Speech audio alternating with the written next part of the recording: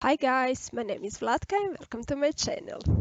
Today, instead of my usual tutorial, here's a time-lapse video of the keychain I made for a very special occasion.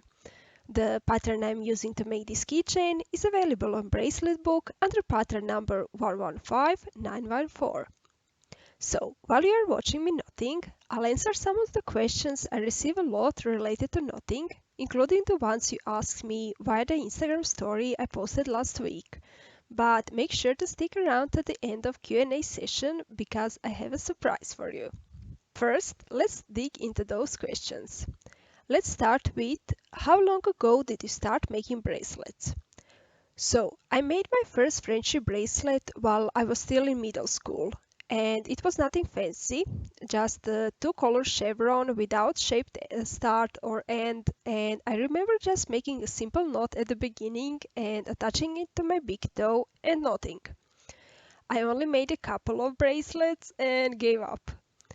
But then, 2 years ago, I was in desperate need for a new hobby, and as I was scrolling through YouTube, I saw some amazing alphas, and I didn't know they were called alphas at the time, of course, but I decided I need to learn how to make them. It took me some time to figure out where to find patterns and how to make basic knots and all the other techniques, but I loved it. And I still do. That whole process of learning new techniques and trying out new things and sharing them with you, of course. And for me, there is definitely no better feeling in the world than cutting off the excess strings at the end of my project and seeing a finished bracelet, wall hanging, or a keychain in front of me. That's definitely the best feeling in the world for me.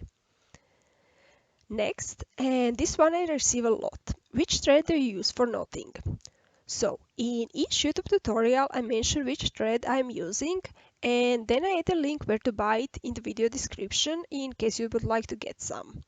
But overall, I'm using embroidery thread for knotting, and if I'm knotting for someone else, I use anchor embroidery thread or a thread called Ljubica, made in Croatia, because they have better quality. But I also use more foldable threads I got on Amazon, and I usually use those to make stuff for myself, or if I'm making something that requires some shades of colors I cannot find elsewhere. Another question which you guys ask a lot: how do you make alphas look so pretty and neat, and do you have any tips how to make them look better? I actually have a YouTube tutorial with tips on how to make flat alphas look better, and I will link it in the cards and in the description below. But it's all practice. The more you knot, the better you'll become. And you'll figure out what works for you and what doesn't, and how to make your alphas look better. Next, do you have a tutorial for the clean back alpha? Yes, I have a YouTube tutorial with the explanation of how the technique works, with a few tips how to make them look better. And I will link a tutorial in the description and in the cards as well. And I will close with this one. Which one do you prefer, clean back or flat alphas? Well, it really depends on the pattern. Since I first learned the clean back alpha technique, I used it for all my alphas for a really long time because I felt so intimidated by the flat alpha technique, which is ridiculous, I know, because now that I've learned both techniques, clean back alpha is definitely the one I consider the more difficult one. But I love it anyway because the back looks so pretty. So when there are many colors in the pattern, I always use clean back alpha technique, but for those more complicated with many color changes, I would definitely always go with the flat alpha.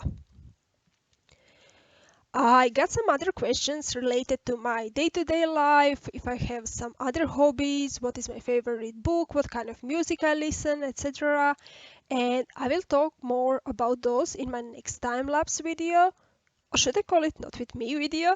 I don't really know. I don't really want to because everybody on YouTube has these not with me videos, and I think I should call it something else, but I still need to figure out what. If you have any ideas, let me know. I would highly appreciate it. And now, the fun part, the surprise. So, some time ago, I reached 10K followers on Instagram, which was a big milestone for me. And my first video I posted on YouTube has reached 5K views, which is totally unreal. Uh, Honestly, sometimes I cannot believe that so many of you actually like what I'm doing, but I feel so grateful for all of your support. And I wanted to do something nice to thank you guys and decided to do a giveaway. So on Sunday, I will post all the details on my Instagram profile when, where, how, what will be the prize for the winner. And I don't want to spoil the fun and the surprise, but beside the keychain I am making in this video, there will be some threads, a keychain and packaging supplies, charms, and many more. Oh, and a hint. You actually picked some of the gifts yourself if you played this or that last week in my Instagram stories. And that's enough of me talking. Definitely check out my Instagram profile on Sunday to find out all the details related to the giveaway. And let me know what you think about this type of video. If you want me to do more of these, where I just talk with you about the stuff you want to know about my noting process or me or some other topic. Anyway, enjoy the rest of the video. Like, comment, subscribe, and turn on notifications so you do not miss my new videos.